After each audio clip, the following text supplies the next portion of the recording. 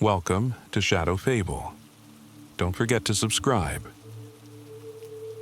In the fluorescent twilight of early spring, Hanul's footsteps echoed softly along the marble corridors of Dewa Dental, a sleek, luxury clinic perched in a towering business district of modern Seoul. The building's immaculate facade and high-end reputation masked a deep, pulsating undercurrent of secrets, hidden just beneath the veneer of perfection. Hanul, a diligent intern with a flair for details and an innate sensitivity to the minutiae of human imperfection, had arrived early, compelled by a nagging intuition and an acute awareness of the strange history whispered in hushed tones by senior staff. The day had begun like any other. A series of quiet procedures, murmurs of clinical assessments, and the gentle hum of modern dental equipment. But in the silence after closing, as the corridors emptied and the neon city lights bled through the window displays, Hanul found herself inexplicably drawn to an unmarked door behind a stack of sterile cabinets. Its tarnished metal handle and faded label, scrawled in Korean characters, simply read Archive. The word sent a shiver through her. It wasn't in the clinic's brochure, nor had it been mentioned during any of her comprehensive orientations. With trembling hands, Hanul turned the handle and pushed the door open. Beyond lay a narrow staircase spiraling into darkness. The air grew thick with a chill reminiscent of memories better left unvisited, a coldness that contrasted sharply with the sterile, clinical warmth above. As she descended, the sound of her footsteps was swallowed by a dense silence, punctuated only by the distant, irregular drip of water echoing from unseen recesses. At the bottom of the stairs, the archive revealed itself as a cramped chamber illuminated by a single, flickering fluorescent tube. Rows of glass cabinets lined the walls like grim sentinels, each one filled with neat partitions and mysterious contents.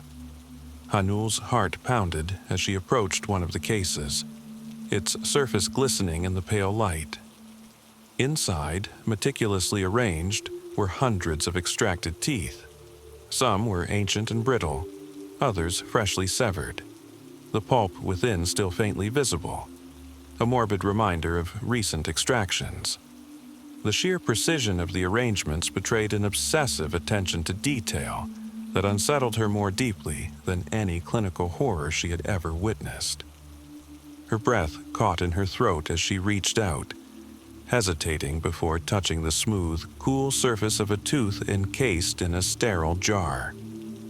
It was then that the reverberation of a soft, almost imperceptible clicking sound reached her ears, a sound that seemed to emanate from the walls themselves.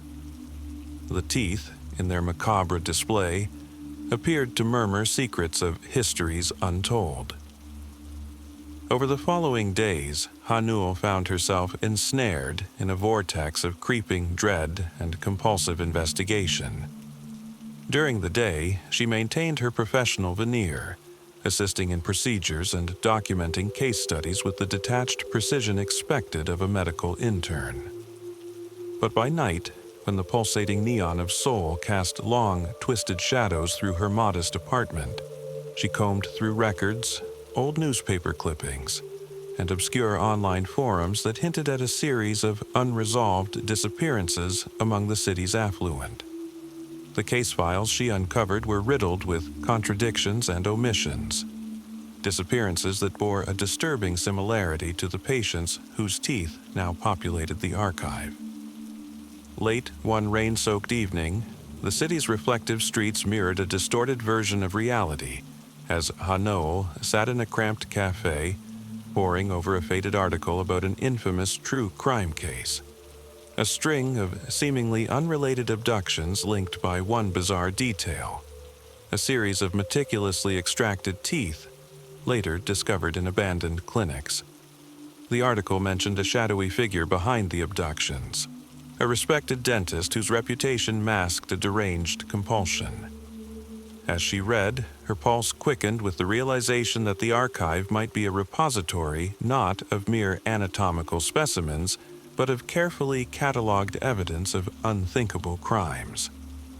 The next day, still reeling from the implications, Ha-Nul roamed the clinical corridors with heightened senses. Every polished surface, every sterile instrument, took on a sinister life of its own in the flickering shadows of fluorescent light. During an afternoon of routine cleaning, she glimpsed a reflection in the polished chrome of a dental chair that wasn't her own, a distorted silhouette watching her from the far end of the corridor. When she turned, the corridor was empty, its monotony broken only by a low, almost rhythmic tapping in the distance. Her skin crawled with the dreadful certainty that she was being followed by something both human and inexplicably other. Determined to piece together the mystery, Ha-Nul approached Dr. Kim, the senior dentist known for his brusque manner and inscrutable eyes. In the quiet sanctum of his office, with its heavy drapes and the steady tick of an ornate clock, she tentatively broached the subject of the archive. Dr. Kim's expression remained inscrutable, his gaze lingering on her for an agonizing moment before he leaned forward, his voice dropping to a conspiratorial murmur. "Some things," he said, "are meant to be preserved, even if the truth behind them is too painful or dangerous to confront." His cryptic words left her with more questions than answers, intensifying the gnawing terror that something was profoundly amiss. Ha-Nul's personal life began to unravel under the weight of her investigations. The once meticulous intern now experienced vivid nightmares, dreams where she was trapped in endless corridors lined with cabinets of teeth, where the clicking sound multiplied into a cacophony that synchronized with her racing heart. In these dreams, she was never alone. Shadowy figures emerged from darkened corners, their eyes gleaming with an eerie mixture of pity and accusation. She awoke every time in a cold sweat, the echo of their silent reproach driving her to the brink of paranoia.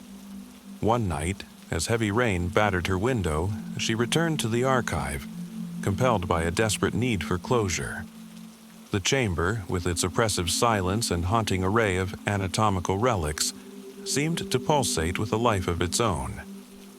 As she trailed her fingers along the rows of glass, she noticed a peculiar pattern. The teeth were arranged in clusters, almost as if categorized by an unknown criterion. Her intuition urged her to delve deeper, and behind one particularly worn cabinet, she discovered a concealed drawer. Within lay a weathered notebook, its pages yellowed with age. The author's meticulous handwriting detailed experiments with dental tissue regeneration, recounting strange clinical observations that bordered on the paranormal. But these were not the ramblings of a madman. The research was methodical, filled with references to obscure psychological disorders and unsettling real-life medical anomalies. The notebook recounted an infamous case from decades past, when a prominent dentist in Seoul had been implicated in a series of experimental procedures that blurred the lines between ethical practice and unthinkable exploitation. The procedures, designed under the guise of advanced dental reconstruction, had involved extracting and reimplanting teeth, a method suggested to be derived from obscure medical texts on tissue manipulation and neural grafting. The narrative was chilling in its precision, as if recorded by someone who had witnessed the horrors firsthand.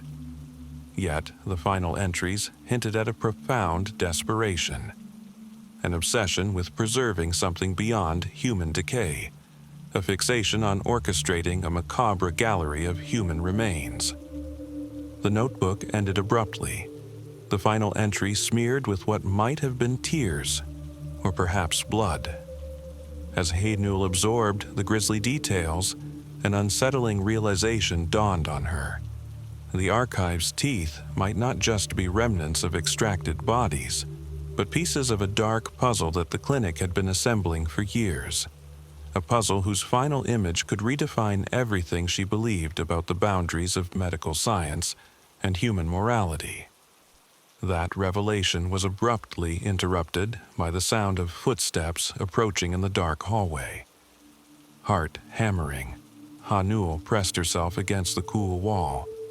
The door creaked open, and in the weak light a figure emerged. A figure whose presence felt like the culmination of every dread-filled moment that had haunted her since that first discovery. It was Dr. Kim. His gaze, cold and unnervingly direct, swept over the archive as if he were assessing a sacred relic. "You shouldn't be here," he said quietly, but the tone was not of anger. It was laden with a sorrow that hinted at deep regret. In that moment, every twist in her investigation coalesced into a single, harrowing truth. The clinic's dark experiment was a desperate attempt by broken, morally conflicted individuals caught between ambition and horror. Dr. Kim explained, in halting confessions punctuated by long, painful silences, that the procedures were meant not only as experiments, but as a twisted form of salvation, a means to preserve fragments of identity in a time when everything was in flux. He spoke of patients who had willingly submitted to the process, driven by a profound dread of losing themselves to mental decay, of those who believed that by preserving a piece of themselves they could anchor their fading memories against an encroaching void. Yet there was an additional, perplexing layer to his story, a secret he bore alone. Dr. Kim revealed that his own past was riddled with demons, a childhood of relentless, unspoken abuse, an obsession with order that spiraled into obsessive ritual, and a haunting compulsion that drove him to seek solace in the meticulous extraction and preservation of teeth. Each patient's tooth, he confessed with a voice that trembled between horror and acceptance, was a monument to a lost part of himself, a piece of a shattered puzzle that he had spent decades trying to complete. As Dr. Kim's anguished narrative unfurled, Hanul felt her own inner turmoil mirror his confession.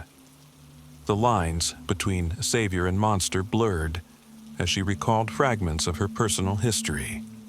A childhood dental procedure that had left her with inexplicable fears of disintegration, of losing the essence that made her human. The realization that her nightmares, the inexplicable visions of mouths whispering in the dark, were perhaps echoes of her own subconscious, was as devastating as it was liberating. In the days that followed, the clinic transformed from a sanctuary of clinical precision into a theater of existential dread.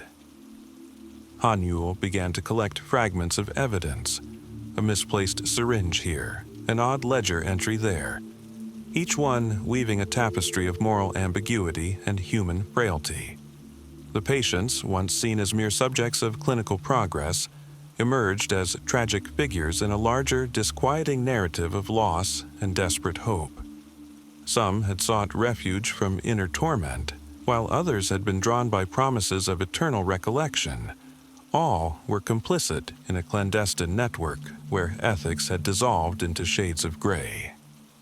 Hanul's investigation reached a fever pitch on a storm-lashed night when she, armed with the notebook and her own mounting evidence, confronted Dr. Kim in the dim heart of the archive.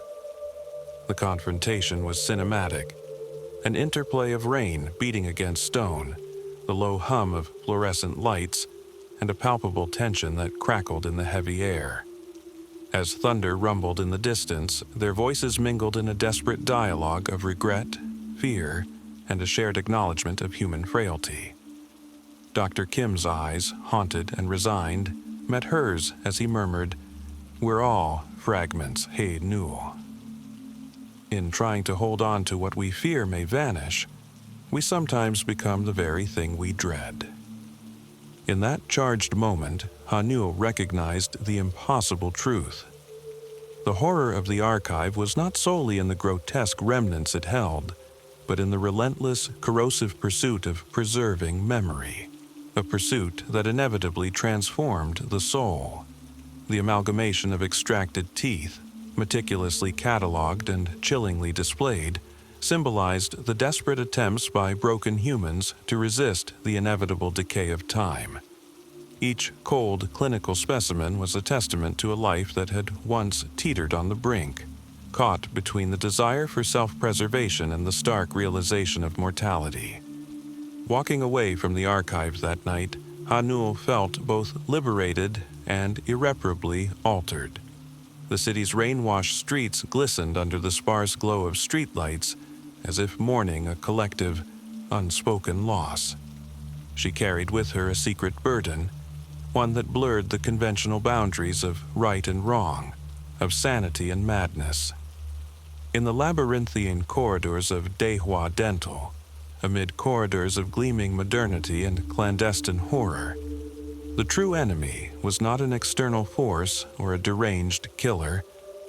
It was the insidious decay that gnawed at the human spirit, the underlying fear that no matter how meticulously one tried to preserve oneself, time would eventually strip away every semblance of identity. Hanul understood that her own nightmares, the unsettling whispers of disembodied voices, and the visions of teeth that seemed to murmur her hidden fears, were both a reflection of her internal fragility and a mirror to the world around her, a world where even the most sterile environments could harbor the darkest of secrets. With every step back towards the clinical front, she carried the weight of both knowledge and despair. The corridor behind her now felt charged with a haunting melancholy, each polished surface reflecting fragments of a story that would never be fully told, its final chapters buried beneath layers of clinical detachment and the indifferent passage of time. And so, as dawn crept slowly over the storm-torn skyline of Seoul, Ha-Nul resumed her place among the living, now a reluctant guardian of the archive's terrible truth. The city hummed with the routine cadence of everyday life, oblivious to the silent horrors that lay beneath its gleaming facades. In the stillness of early morning, amidst the muted reflections of a rainy world, Ha-Nul's resolve hardened. She would continue her investigation, not to expose a monstrous criminal enterprise, but to understand the multifaceted tragedy that lay at the heart of human fragility. For in every extracted tooth, every meticulously labeled specimen in that hidden chamber, there resided a cry for remembrance, a desperate plea against oblivion. In the lingering twilight, as the city stirred awake and the secrets of Dewa Dental threatened to dissolve into the routine of daylight, Ha-Nul's internal battle raged on. Uncertain, yet unbowed, she became a quiet sentinel in a world where morality was ever shifting. And the true horror was the relentless decay of memory, a decay that was as inevitable as the ticking of a clock, echoing softly beneath the clinical hum of modern life.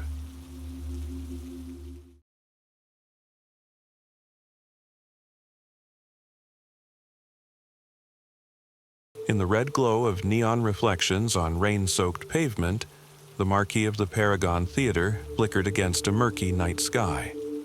The air was thick with anticipation and a whisper of dread, like the soft rustle of secrets waiting to be unearthed. Edmund Corvin, known to most simply as the illusionist, prepared for his final act.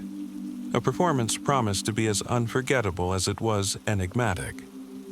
Inside the cavernous theater, shadows danced across faded murals and stained seats. The lobby was hushed, the quiet punctuated only by the steady drip of condensation and the soft hum of muted conversations. Corvin moved through the corridors with measured steps, his tailored suit immaculate despite the oppressive darkness outside. He had always been a master of command, the man who could make reality bend in ways no one ever thought possible. Tonight, that control would be put to the ultimate test. The audience gathered in clusters, their murmurs blending with the sound of distant thunderstorms. Among them was Lena Reyes, a seasoned journalist whose keen gaze had followed Corvin's career for years. Lena wasn't merely drawn by his allure. Her instincts told her there was something far more sinister lurking beneath the polished veneer of his magic. Her notebook lay open in her lap, waiting to capture every nuance of the evening's unfolding mystery. As the lights dimmed, a palpable silence fell. A single spotlight cut through the darkness, tracing Corvin's determined stride toward the center of the stage. The stage itself, adorned with intricate carvings and fading velvet drapes, seemed to breathe with a life of its own. From the audience, a mix of apprehension and excitement hung in the charged air. Corvin began with an array of classical illusions, sleight of hand and mind-bending misdirections that defied logic. His movements were fluid, each gesture calculated to distract and disarm. The audience's eyes widened in wonder as cards appeared and disappeared, and coins melted into thin air. But beneath the surface of these well-practiced tricks lay a darker purpose. Corvin's eyes, cold and analytical, occasionally flickered toward a heavy ancient trunk that sat inconspicuously off-stage. It was a prop, a relic from his early, more troubled career, yet it bore an aura of significance he never openly acknowledged. In the midst of the show, a sudden, unexplained glitch unsettled the evening. One of the volunteers, a stoic man whose name Lena recognized from obscure police reports, vanished as if swallowed by the very shadows. His disappearance was so swift and meticulous that the audience hesitated, a collective murmur of disbelief rippling through the theater. Corvin's face remained expressionless, his demeanor as composed as ever. But Lena noticed a subtle change, a glimpse of something like regret or resolve in his eyes. After the show, as the theater emptied into the velvet night, Detective Robert Manning lingered by the stage door. Manning was a man scarred by years of chasing elusive figures who operated in the gray margins of morality. His own history of personal loss and professional compromise made him a reluctant but relentless seeker of truth.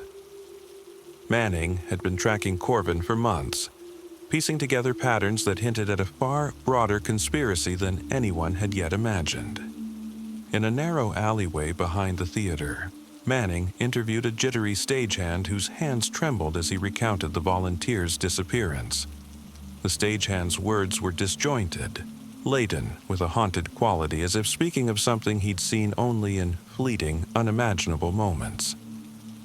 He described a secret passage beneath the stage, dimly lit and lined with symbols that defied explanation, an echo of clandestine gatherings and long-forgotten rituals. Meanwhile, Lena Reyes retraced her steps backstage, her eyes scanning for clues among scattered props and abandoned costumes. She discovered a scrap of paper tucked near the ancient trunk, a set of coordinates scribbled in hurried, almost illegible handwriting. Along with the note was a cryptic message that spoke of the final act and truths that blur the line between art and atrocity. Lena's pulse quickened as she realized that this was not just an isolated vanishing trick. It was the culmination of a far-reaching conspiracy. Corvin, alone in the dim backstage room, allowed his thoughts to wander to the years that had led him here. Once, he had believed in the transformative power of illusion, the idea that magic could reveal hidden truths. But that belief had withered under the weight of his own dark deeds. His career had been built upon subtle manipulations, elegant diversions that masked the unethical acts committed in the name of art. To a few discerning minds, including Manning's and Lena's, it was clear that Corvin wasn't merely an entertainer. He was a participant in a game with higher stakes, a game orchestrated by a shadowy collective, whose roots spread deep into the underbelly of society. Days later, in a bleak industrial district on the city's fringe, Manning tracked down an abandoned warehouse, that matched the coordinates Lena had found. The building exuded decay. Its metal walls were splattered with graffiti and scars of time. Here, the lines between the performance and a real, morally corrupt operation began to blur. Manning's flashlight revealed remnants of electronic equipment, piles of documents, and the unmistakable scent of chemicals that hinted at scientific experiments conducted in secrecy. In a secluded room within the warehouse, a cluster of hooded figures sat around a table littered with sketches, blueprints, and encrypted files. Among them was a person known only as the Curator, a figure reputed to manage the operations of an underground network dedicated to extreme psychological experiments. Their aim was cryptic: to study the limits of human perception and fear by orchestrating situations where life and art collided. It was a modern cult of psychological alchemy, treating human subjects as both canvas and experiment. Corvin's final act was not simply a farewell performance. It was meant to be a live experiment, the climax of their sinister research. Back at the Paragon Theater, a restless night settled in as the city's storm continued its relentless drumming on the roof of empty cars and abandoned storefronts. Lena, driven by a mix of fear and morbid curiosity, found herself torn between exposing the truth and protecting those unwitting victims who might be caught in the crossfire. She had interviewed several locals: a bartender with haunted eyes, a taxi driver whose voice trembled as he recounted mysterious disappearances that painted an unsettling mosaic of interconnected horrors across the city. As Lena pieced together the threads of evidence, she realized that Corvin had been manipulated. His artistry and illusions were no longer solely his own. They had become the instruments of a shadowy experiment. Every trick, every disappearance during his shows served as a signal that the network was gathering human subjects for a nightmarish trial by fear and control. The night of Corvin's final performance arrived with a sense of inevitability. The theater, now under heightened security after reports of previous vanishing acts, was both a fortress and a trap. News had trickled out about the strange occurrences, adding an electric charge to the atmosphere. Manning and Lena, following their own parallel investigations, converged at the venue. They shared furtive glances in the crowded foyer, their paths destined to intersect. On stage, under a stark single spotlight, Corvin began his final act with the same precision that had defined his entire career. However, tonight's performance carried an air of desperation, a soul laid bare before an audience that wasn't entirely complicit in its own entertainment. In a series of intricate illusions, he mimicked a descent into madness, each act more intricate and unnerving than the last. His gestures were exaggerated but sincere. Every flicker of his eyes, every trembling hand movement betrayed a man who had long been wrestling with his own inner demons. The final illusion was set to be the grand reveal, a masterful demonstration that would blend reality and art in an irreversible way. As he prepared, Manning watched from the wings, his instincts screaming that the act was larger than a mere performance. Lena, hidden among the last rows of the audience, clutched her camera and notebook, determined to capture every detail. The stage was transformed into an eerie labyrinth, with smoke machines and fog machines casting ghostly forms across the creaking wooden floor. The ancient trunk sat prominently at the center, its lid slightly ajar. Corvin delivered his closing lines in a voice that resonated with both sorrow and resolve. Tonight, you see the ultimate truth, that our deepest fears are not illusions, but parts of ourselves we dare not confront. With that, he gestured to an unseen mechanism, and the trunk creaked open as if on cue. A gust of cold air spilled forth, carrying with it the echo of distant, anguished whispers. For a split second, time seemed to slow, a heartbeat in the dark, before the stage plunged into near total darkness. Murmurs swept through the audience as the lights struggled back, revealing an empty stage. The volunteers, along with the mysterious stagehand who had witnessed the hidden passage, were nowhere to be seen. Panic simmered beneath the veneer of sophistication, and the theater staff moved swiftly to secure the exits. Manning rushed to the stage, his mind racing. Had Corvin orchestrated another illusion?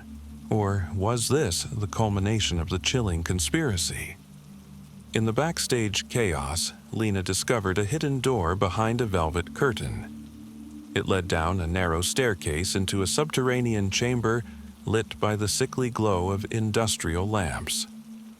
There, scattered on a table, were files and photographs, dossiers on the missing individuals, diagrams outlining psychological experiments, and evidence of clandestine meetings between Corvin and members of the underground network. One file, in particular, caught her eye, labeled Project Delirium. Its contents detailed a series of experiments involving sensory overload, human subject research, and the deliberate manipulation of fear. It explained the true nature of Corvin's final act, an experiment that blurred the boundaries between his carefully constructed illusions and the harsh reality of exploitation and control. At that moment, Manning burst into the chamber, his eyes dark and determined. "It was never about the magic," he said grimly, scanning the documents with a practiced eye. "It was about feeding a system that uses fear to control. And tonight, we've witnessed just a taste of that nightmare." His words reverberated against the cold concrete walls, adding another layer of grim understanding to the unfolding mystery. Corvin's whereabouts were still unknown. As an investigation ensued, the remaining traces of evidence pointed to a complex intertwining of his past transgressions and the ongoing experiments conducted by the clandestine collective. In late-night interviews and whispered conversations, witnesses recalled the subtle hints of coercion in Corvin's behavior, a man cornered by his own guilt and the heavy burden of responsibility. Was he an unwilling pawn in a larger game, or had he willingly embraced the darkness in pursuit of artistic grandeur? Lena's article, published in a series of investigative reports, unveiled the horrifying truth to the public. The narrative was not one of a solitary madman, but of a corrupt system exploiting both the vulnerable and the talented for its own twisted ends. In her final words, she wrote, "In the labyrinth of deceit, where art becomes the instrument of cruelty, the illusionist's last act isn't the end. It's the beginning of a deeper, more pervasive horror." Months later, in the quiet aftermath, as authorities continued to pursue leads and dismantle the underground network, a solitary figure was seen walking down a deserted street. In the dim light of a flickering lamppost, Edmund Corvin's face was barely visible, a mask of resignation and remorse. Whether he had orchestrated his disappearance as his final masterpiece or had become yet another victim of the shadowy experiment remained a mystery. His legacy, tainted by beauty and horror intertwined, left the world pondering the true nature of fear and the extent to which reality can be manipulated by those who dare to wield the power of illusion. In the echo of that night at the Paragon Theater, the last act of a troubled man became a cautionary tale. It was a story of human frailty and the dangerous allure of power, a reminder that sometimes the greatest trick is not in deceiving the eyes, but in deluding the mind. The stage was empty, but the question lingered. In a world where nothing is as it seems, what price are we willing to pay for the thrill of the unknown? And so, as the rain continued to wash the city's sins into dark alleyways, the truth remained obscured, like the final elusive illusion. A truth that dared to challenge the very fabric of reality, leaving behind whispers of a conspiracy that would haunt the annals of modern crime forever.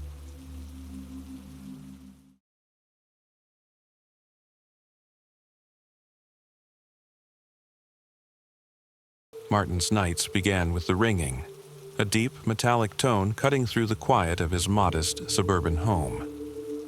It was 11:13 p.m. on a rain-soaked evening in 1993, and the phone's sudden chime startled him awake. Since his wife's passing 2 years ago, the silence had been both a companion and a tormentor. Now, this inexplicable call broke the veil of darkness with an unsettling insistence. He hesitated before answering, his voice hesitant as it carried through the receiver. "Hello?" The voice on the other end was calm, precise, and disturbingly neutral. "Mr. Carver, this is the census office. We are updating our records. May I ask you a few questions?"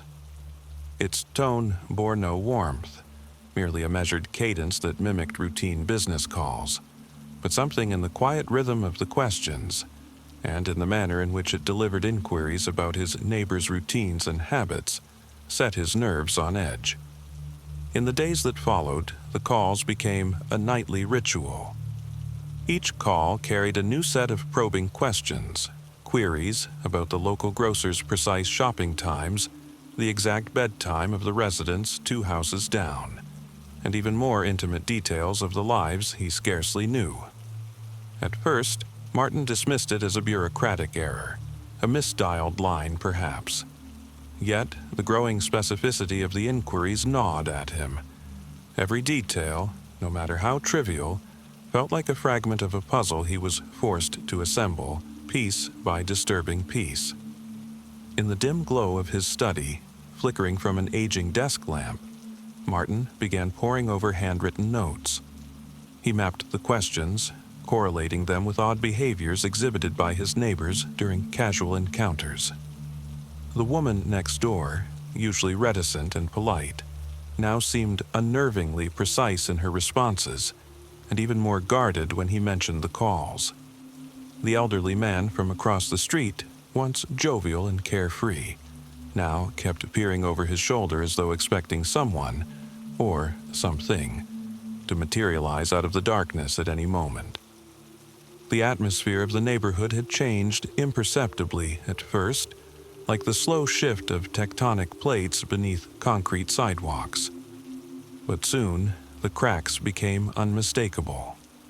A local deli owner, whose shop had always been a beacon of warm community chatter, now reserved his greetings to curt nods. Conversations that once bristled with idle small talk were now suspended in fearful pauses. Martin's observations began to fill his notebooks with patterns that revealed a disturbing manipulation, like the invisible hand of an unseen census taker rearranging the normal flow of life. Late one rainy night, as the wind howled outside and the streetlights danced in watery reflections on dark pavement, Martin mustered the courage to confront his neighbor, Harold, a quiet man with a kind but pained expression. They met at the dim entrance to a deserted parking lot, cars parked haphazardly under the glare of a flickering street lamp. "Harold, have you noticed things changing?" Martin asked, voice low and cautious. Harold's eyes flickered nervously as he glanced around. "Changing? I suppose the neighbors are acting off, aren't they? Like they're not quite themselves anymore." His tone oscillated between confession and fear, the weight of an unspoken secret evident in the tremor of his words. "I thought it was just me." The conversation ended as abruptly as it had begun, leaving Martin with more questions than answers. At home, he pored over old newspapers, researching any instance of similar phenomena, cases where official records or mundane processes crossed into the realm of the uncanny. There were whispers in obscure true crime cases and conspiracy theories suggesting that small governmental offices had once been involved in experimental psychological manipulations. Though nothing concrete emerged, those fragmented accounts resonated with the cold precision of the nightly calls. As weeks melted into a brooding winter of uncertainty, a subtle transformation began to haunt Martin's dreams, and later, his waking life. He started losing small recollections of his own past. The name of his favorite childhood friend, once vivid in his memory, slipped away like fog retreating at dawn. Faces in the neighborhood acquired an uncanny air of impersonality, as though they were actors performing roles in a script he didn't recall writing. The interplay of memory and reality, once firm and undeniable, seemed to unravel beneath the relentless march of those calls. One evening, as the rain's relentless tapping clashed with the steady rhythm of his troubled thoughts, Martin answered the phone with a tremor in his hand. "Yes?" he whispered, barely daring to voice the anxiety that had become his constant companion. "Mr. Carver, when was the last time you spoke to your neighbor, Mrs. Ellison?" The query echoed in his mind like a shard of broken glass. Mrs. Ellison, a kindly soul who'd always greeted him with a tentative smile, had recently become reclusive, keeping her curtains drawn and her responses curt when encountered on brief, chance meetings. The specificity of the question made Martin's blood run cold. That night, driven by a need to confront the bizarre evidence of his own disintegration, Martin slipped into the drizzle-soaked streets. Beneath the pallid glow of lampposts, the neighborhood revealed itself in twisted shadows. In one abandoned house, he paused before a cracked window where Mrs. Ellison's pale silhouette could be seen. The fleeting glimpse of her eyes, wide with an emotion he could no longer decipher, spoke of unspeakable secrets. Had she been altered in the same subtle yet irrevocable way as everyone else? Back in his own home, the phone's omnipresent ring returned with regularity. Each call, each question, was a reminder that his life was being systematically redrawn. He started to correlate the questions with unsettling incidents. A neighbor who once complained of minor forgettable nuisances was now locked in his apartment, not answering calls. Another, known for his mild manner and low spirits, had begun to exhibit symptoms reminiscent of severe obsessive-compulsive disorder. Counting, organizing, and fixating on minute details with ritualistic precision. At times, Martin wondered whether the calls were a product of his crumbling psyche. Was he inventing these bizarre sequences to cope with his grief? The uncertainty seeded a dangerous introspection, a self-examination of doubts that gnawed at his core. But the tangible changes in the world around him kept his suspicions firmly planted in the realm of conspiracy and manipulation, not merely delusions. The world, it seemed, was quietly being reconstructed by the steady cadence of inquiries that troubled his nights. One chill evening, as Martin sat in his study poring over his notes, a new question flashed on the phone screen. "Mr. Carver, do you remember the color of the door that Mr. Langley installed last summer?" It was absurd in its attention to a detail that should have been trivial, an insignificant fact in the mundane routine of life. Yet it was precisely this absurdity that fractured Martin's sense of sanity. Slowly, he combed through his memory, unable to recall such trivial alterations, and found instead a gnawing emptiness where once vivid recollections had lain. The situation escalated when Martin noticed that some neighbors had begun interacting with him in a way that blurred the boundaries of his reality. Harold, his once gentle confidant, began to question Martin's recollections with an eerie precision. "Are you sure you remember it correctly? I'm afraid our memories seem to diverge these days." Such moments left Martin questioning not only his perception of others, but also his grasp on his own identity. In a desperate bid for clarity, Martin ventured to check with the local census bureau, a dim government office smeared with the grime of bureaucratic neglect. The sterile corridors, lit by flickering fluorescent lights, did nothing to comfort him. Within these walls, rows of outdated filing cabinets and musty paper records harbored secrets of their own. A bureaucrat, whose indifferent eyes met Martin's pleading gaze for answers, merely apologized that the records had been updated under new protocols. The term protocol rang hollow in Martin's ears, a coded word that masked something far more sinister. As the rain drummed on the city's pavements and the isolation of suburban life revealed its hidden undercurrents, Martin's internal monologue began to take a darker turn.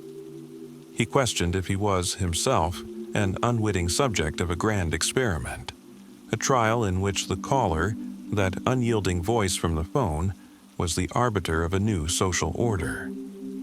Every inquiry felt like a calculated experiment, observing human behavior under the strain of systematic recollection erasure and controlled memory insertion. His nightmares began to echo the cadence of the calls, sinister voices asking him questions in fragmented echoes while he wandered endless corridors of shadow and doubt. In these dreams, he saw fragments of his past life splintering apart like pages torn from a ledger, each fragment marked with a question he couldn't answer. The line between reality and illusion blurred until he found it increasingly difficult to discern the two. One particularly stormy night, as thunder rolled across the sky like distant artillery, Martin sat at his cluttered desk, his notebook open to a page filled with frantic scribbles and crossed-out phrases. The phone rang again, its tone resonating with a cold inevitability. This time, the voice asked, "Mr. Carver, do you regret your choices?" The question was not about census details this time. It was personal, probing at the deepest crevices of his soul. In that moment, memories of guilt, loss, and regret merged with the fear of being manipulated. The line between accountability and victimhood had become tortuously blurred. He recalled a segment on a true crime documentary he'd once seen, about a covert government project to control behavior through subtle, psychological means. Although the veracity of the project had always been questioned, the vivid portrayal of its implications had unsettled him then. Now, as he listened to the gentle but accusatory cadence of the census operator's voice, Martin could not shake the feeling that he, too, was a cog in a vast shadowy machine. In the ensuing days, with the oppressive weight of paranoia bearing down on him, Martin's interactions with the outside world grew more fraught. His attempts to reach out to friends were met with estrangement or polite but vague assurances that nothing was wrong. Every familiar face on the street bore the faint glimmer of uncertainty, as if they too were haunted by invisible interrogations. Even the local newspaper, usually a source of mundane updates, carried oblique references to unexplained behavioral shifts in the community. A subtle nod, perhaps, to the very experiment unfolding in real time. One quiet afternoon, the gray light filtering through winter clouds, Martin took a solitary drive along the back roads of the neighborhood. His car's engine hummed low against the stillness of freshly fallen snow. At a red light, he caught a glimpse of Mr. Langley, a reclusive man whose newly installed front door, a striking shade of cerulean, had been a subject of one of the operator's questions. Mr. Langley stared blankly out the window, his eyes distant, as if he were waiting for an answer he couldn't provide. In that brief encounter, Martin felt the crushing weight of a shared and unspoken destiny, a fated puzzle piece in a grim, collective design that none could escape. Back at home, Martin's mind reeled with a desperate clarity born of too much introspection. Each phone call became a summons not just for information, but for a reckoning with his own existence. The dread that had once crept at the edges of his awareness now flooded his thoughts, mirroring the relentless patter of rain against his windows. Somewhere, deep within him, was the quiet knowledge that his life was not entirely his own. Each recollection, each moment of joy or despair, was being catalogued and perhaps even controlled by an unseen force. On the final night that Martin could remember before the unraveling reached its inevitable climax, The phone rang one last time. In the dim-lit solitude of his living room, he answered with trembling resignation. The voice, as implacable as ever, posed one final, fateful query. "Mr. Carver, have you ever wished you could forget the past?" In that instance, time slowed to a crawl. Martin felt a searing emptiness, a gap where cherished memories and painful regrets collided in a shattering void.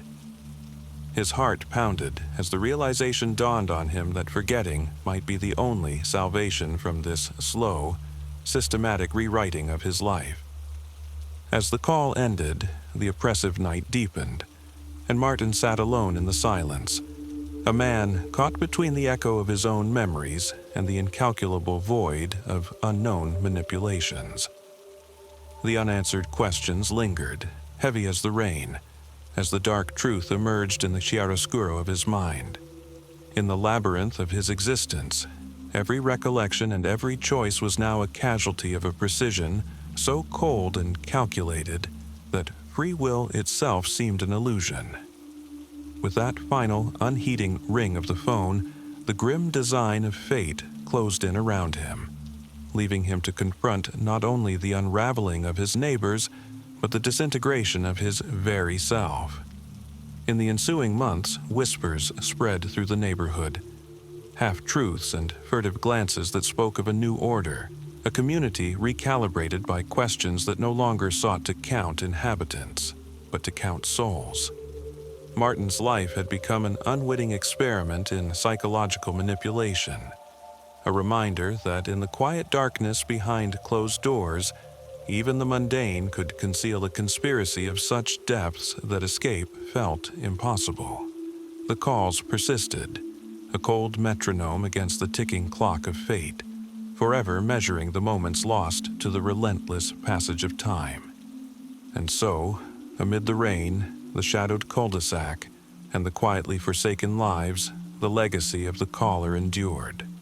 A relentless, unyielding query that redefined not only the neighborhood, but the fragile boundaries of human identity. Martin, like his neighbors, had become an anomaly, recorded in an ever-expanding ledger of control. His struggle for truth trapped in a cycle of questions that left no room for escape or redemption. In the end, the dreadful truth was undeniable.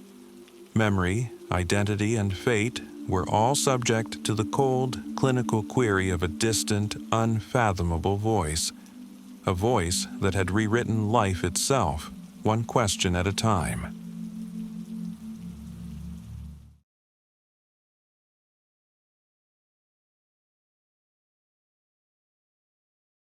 Akiko's hands trembled as she pulled the dusty videotape from the cluttered shelves of an abandoned video store on a rain-soaked Tokyo side street.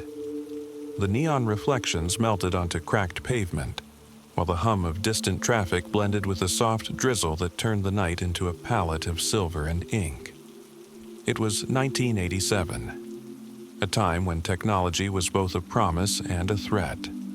And in that dim, flickering light, the tape's worn label, "Your Tomorrow," beckoned her like a forbidden secret. The discovery seemed too deliberate, yet no one recalled the store ever carrying such a tape.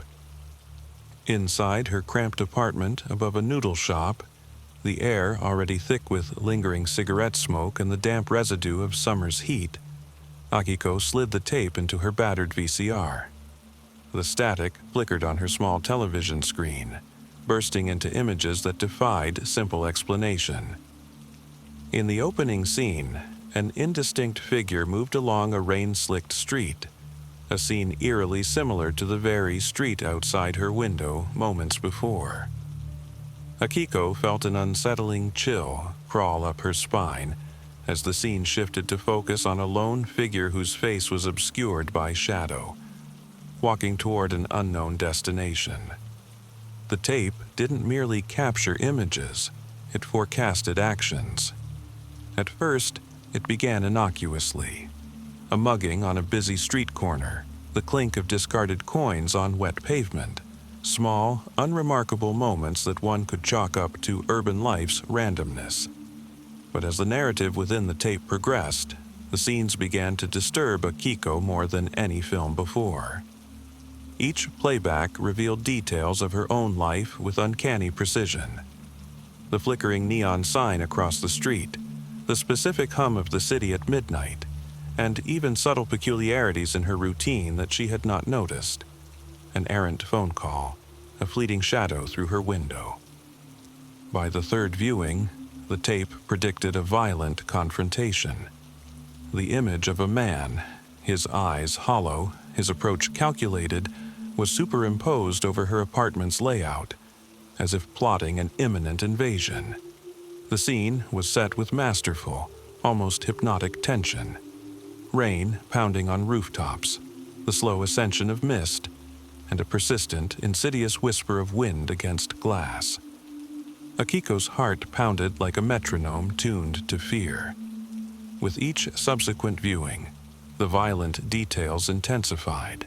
A shattered mirror reflecting her haunted eyes, the relentless countdown of a clock echoing in empty corridors of time, and a palpable sense of inevitability that blurred the lines between prediction and premonition. At work, in a modest, cluttered editing suite in a part of the city known for its artistic decay, Akiko attempted to piece together the connection between the tape and her own unraveling life.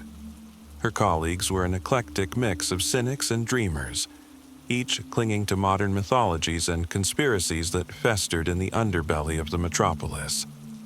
There was Kenji, an obsessive archivist with a mind that clung to every unsolved mystery and true crime case that gripped society, and Yumi, a quiet but volatile assistant whose interest in obscure psychological disorders bordered on the academic and the pathological.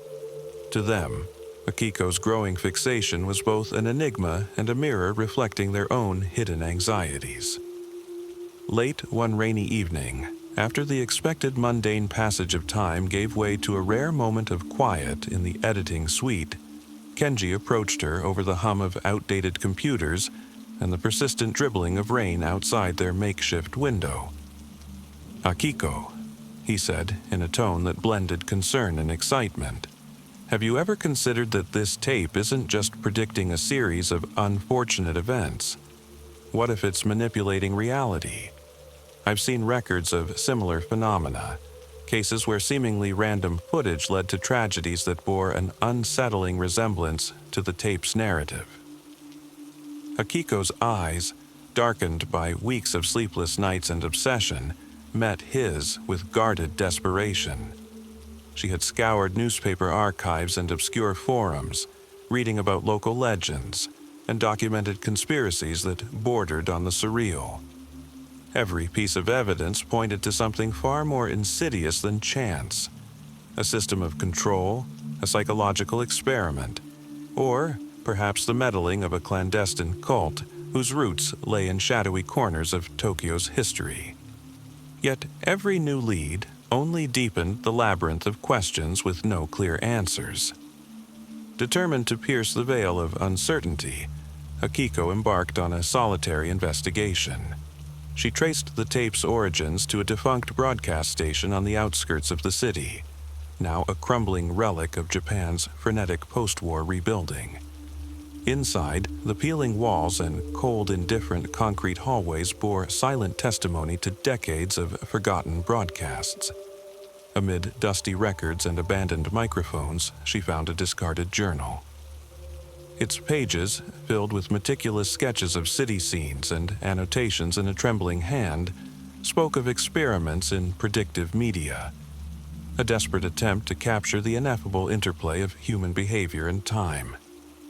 The cryptic entries hinted at an ill-fated project involving subliminal imagery meant to nudge viewers toward preordained outcomes.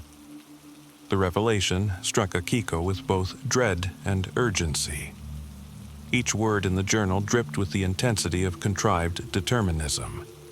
The project's creator had believed that through carefully designed imagery, one could implant ideas deep into the human psyche, effectively rewriting future actions. If this was indeed the genesis of Your Tomorrow, the implications were horrifying. Not only was the tape an artifact of prophecy, but it was also a tool, a weapon forged in the crucible of manipulation, intended to steer lives toward a predetermined, often catastrophic, fate.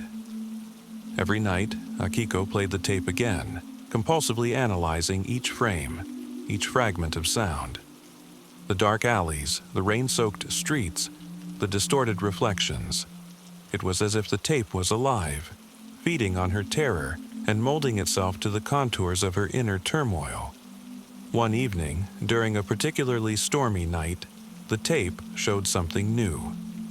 In a brief, glitched sequence, a face emerged, pale and emotionless, with eyes that seemed to pierce through the shallow veneer of her reality. In that instant, a part of her mind whispered that the face was a mirror of her own hidden guilt, her repressed memories of a past she had long tried to bury. The next day, an anonymous call shattered the fragile sanctuary of routine. A distorted voice, layered with static, whispered a single sentence: "Stop watching before your future evaporates." It was as if the tape had awakened a malevolent guardian, or worse, an echo of the subconscious forces at work. Akiko's resolve hardened. She knew she stood at a crossroads where the line between observer and participant had blurred irreparably. Haunted by both the tape and the journal's macabre revelations, Akiko sought solace at the bustling precinct of a popular Tokyo cafe, a haven for those seeking distractions from inner demons. Over coffee, laced with bitter despair, she met a man named Satoshi, whose own history was marred by inexplicable tragedies and unsolved mysteries.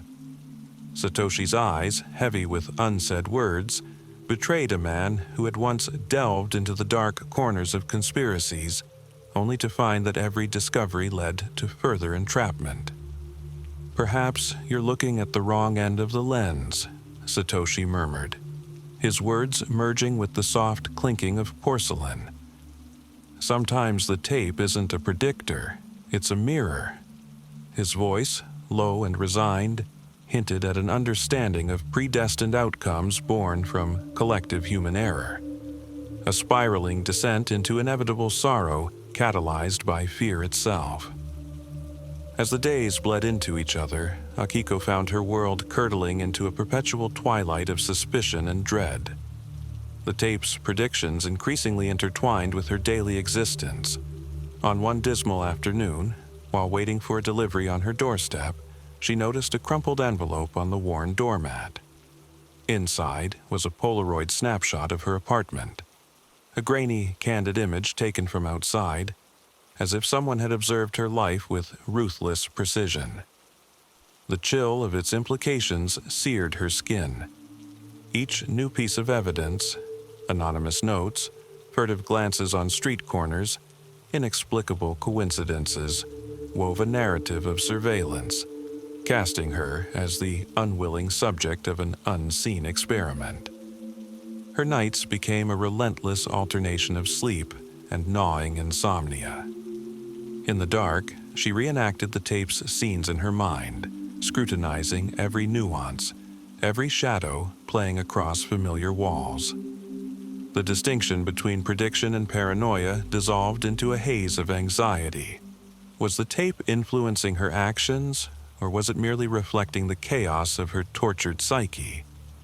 With each passing moment, the urgency to defy fate battled with the crushing realization that she was, perhaps, doomed to be both puppet and puppet master in a demented cycle.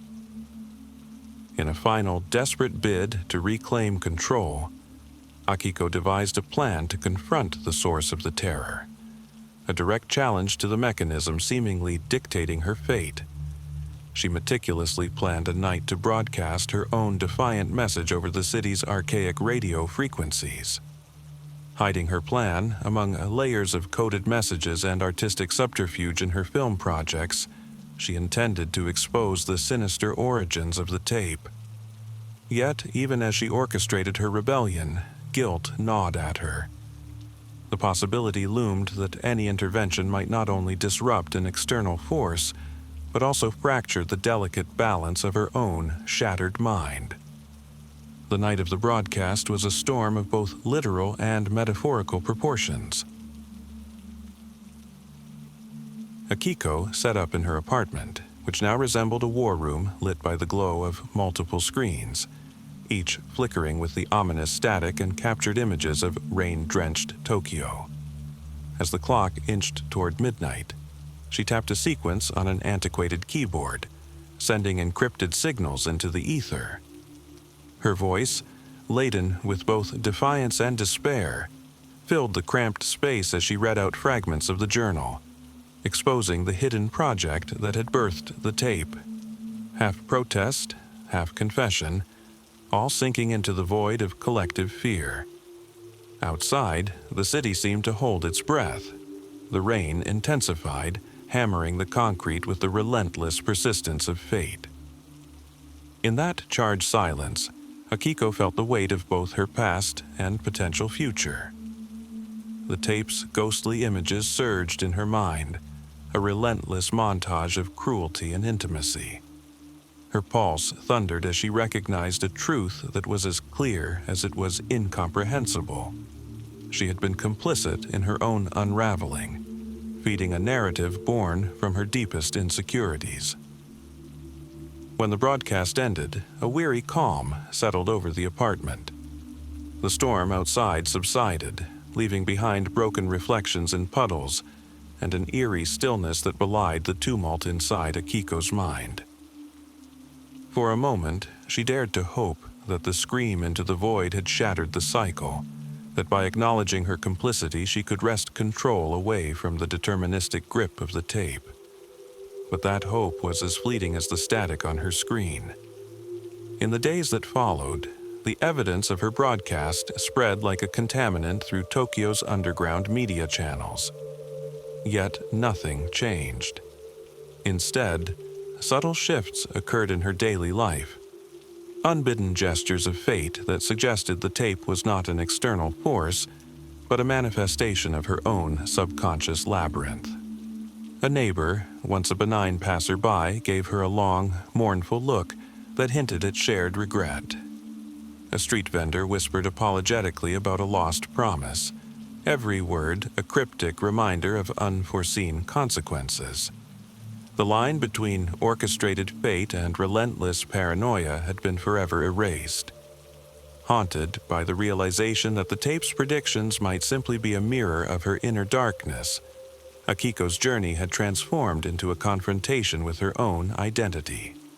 In a final, desperate act of liberation, she gathered the tape, the journal, and every piece of correspondence that had landed at her door like grim postmarks of destiny. With trembling resolve, she returned to the deserted broadcast station.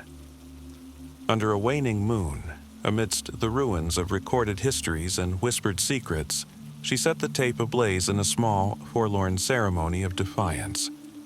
The flames danced and sizzled, casting grotesque shadows on the walls as the night swallowed the sound of crackling paper. As the fire consumed the tape, its predicted images dissolved into drifting embers, leaving behind an ambiguous silence.